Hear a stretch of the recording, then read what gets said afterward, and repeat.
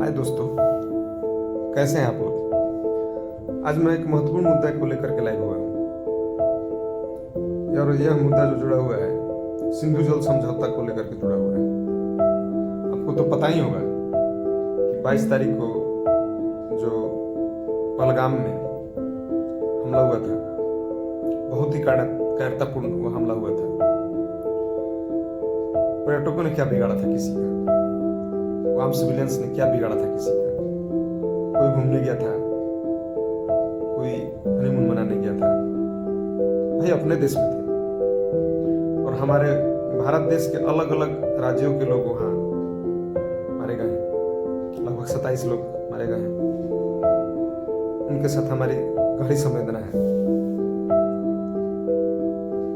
खैर ये तो जांच की विषय है और भारत सरकार उस पर क्या एक्शन लेती है ये भारत सरकार के ऊपर निर्भर है। लेकिन अभी जो तत्काल भारत सरकार ने 5 बैन लगाए हैं पाकिस्तान में, उन 5 में से एक है सिंधु जल समझौता। सिंधु जल समझौता तोड़कर रोक लगा कर अस्थायी, अब फिर भी अस्थायी रोक नहीं लगा है, उस पर अस्थायी रोक लगाई है भारत सरकार ने।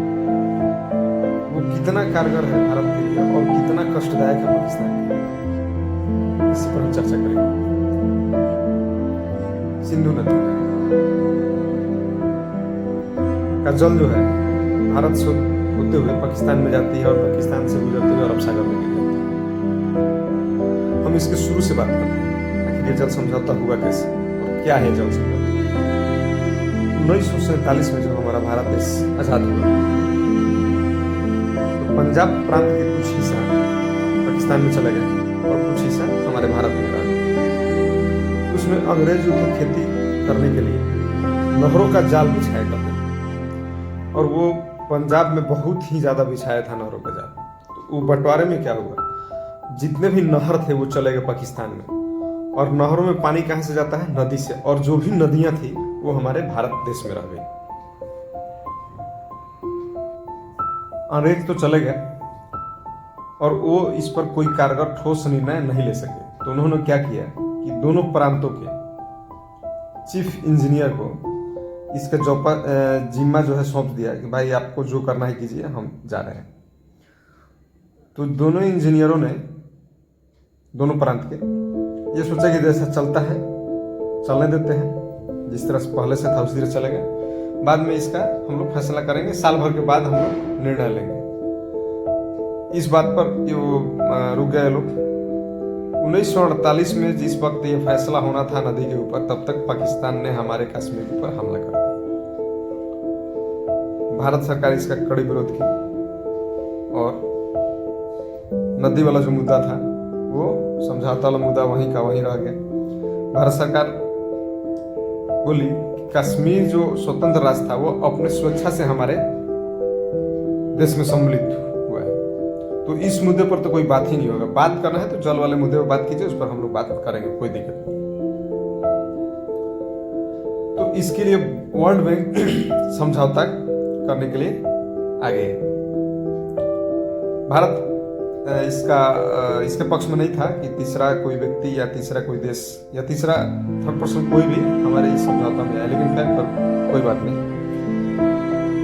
ये समझौता 48 में भी नहीं हुआ और इस पर बैठकों का दौर चलता रहा और ये बैठक चलते चलते चलते लास्ट में 1960 में वर्ल्ड बैंक के मध्यस्थता के कारण 1960 में उस समय के तत्कालीन प्रधानमंत्री पंडित जवाहरलाल नेहरू जी और तत्कालीन पाकिस्तान के राष्ट्रपति मिस्टर अयूब खान के बीच ये समझौता हुआ।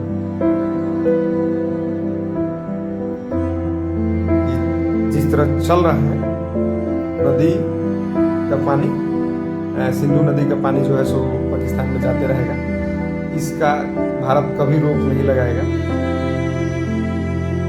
हो गया समझौता, उस पर पानी जाने लगा सिंधु नदी का और सिंधु नदी जो है तिब्बत से निकल करके अरब सागर में गिरती है।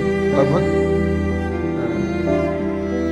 3000 किलोमीटर की रनिंग करती है और इसकी सहायक नदियां हैं। सिंधु नदी में 5 सहायक नदियां हैं, रवि, सतलज, ब्यास, चीना और झेलम, जो कि कुछ हिमाचल प्रदेश से निकलती हैं, कुछ जम्मू से निकलती हैं और कुछ कश्मीर से निकलती हैं, जिनका मुख्य उद्गम स्थल हमारा भारत है, जो कि सिंधु नदी में जाकर के मिलती हैं और वो सहायक नदी का काम करती है सिंधु नदी का। और सिंधु नदी का उद्गम स्थल तिब्बत में है।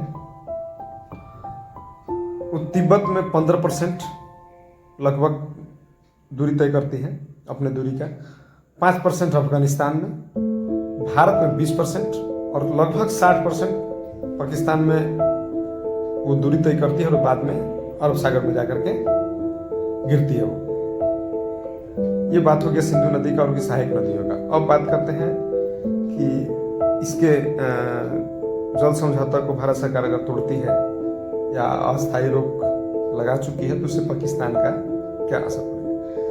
तो पाकिस्तान के 2 प्रांत सिंध और पंजाब पूर्ण रूप से कृषि पर निर्भर रहने वाले प्रांत हैं और कुछ हिस्सा बिजली का उत्पादन जो होता है इसी नदी के ऊपर डैम बना हुआ है, सिंधु नदी के ऊपर।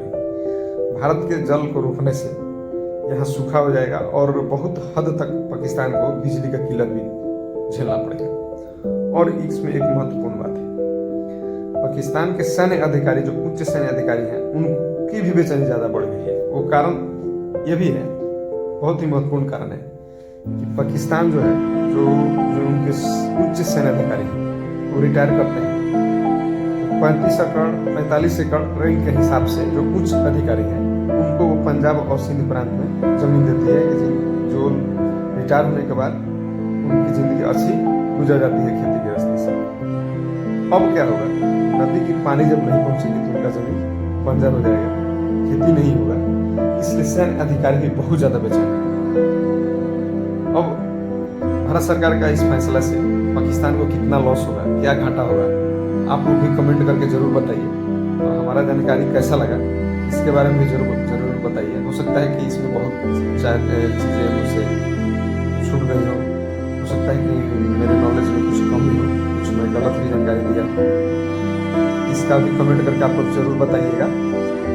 हर हर महादेव, शुभ रात्रि।